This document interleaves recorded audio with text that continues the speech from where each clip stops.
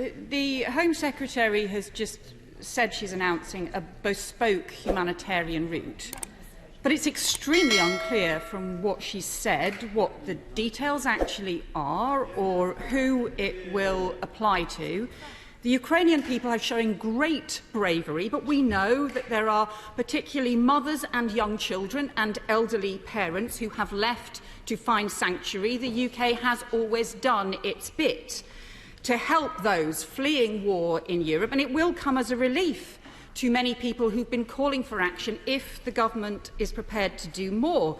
But I have to say to her, why is there so much confusion about this? The Russian invasion began 5 days ago. Other countries responded with clear sanctuary arrangements immediately. Troops have been gathering since mid-January, and British intelligence has been warning of an invasion for weeks. We've had a weekend of complete confusion. We still don't know what the arrangements are. Why is nothing worked out already? And how on earth is the Home Secretary so poorly prepared for something she's been warned about for so many weeks? Well, let me just refute every single point that the Honourable Lady has just made. Sorry, the Right Honourable Lady. Well, first of all intelligence, rightfully so, has pointed to the invasion for a considerable period of time, and the government has been working for that and working, as we know, in terms of the wider government response. If I can finish and even start to respond and answer some of these questions, I think all members of the House will benefit from paying attention and listening. When it comes to visas, when it comes to providing visas and support for Ukrainian nationals in the United Kingdom, our schemes have been put in place for weeks. There is no confusion whatsoever.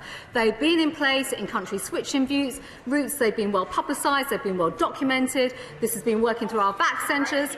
So, again, perhaps the Honourable Lady would like to listen, and rather than being responsible for some of the misinformation that has been characterised and put out over the weekend, these routes have been open and available. There's been a helpline that has been available for weeks. We've had people working in the region and in country in Ukraine for weeks and weeks, and we closed down our operations, obviously in Kyiv, because we removed staff from there. We've got to make some progress. We are on top of it. Meant to be sure. You've had 6 minutes before we've had this. Yvette Cooper, briefly. Thank you, Mr. Speaker. But the Home Secretary said that the routes have been in place, but she's been trying to get people to use existing visas that don't work in a time of crisis. That's why her immigration minister was suggesting people come and pick fruit at a time when many people want to stay close to the Ukraine. But we know there are some who are family members, extended family members, people who have connections here in the UK who have wanted to come and join family or friends here and still will not know what the situation is as a result of her words today. So let me ask her something very specific. Take the elderly parents of people who are living here in the UK, not covered by her announcement yesterday.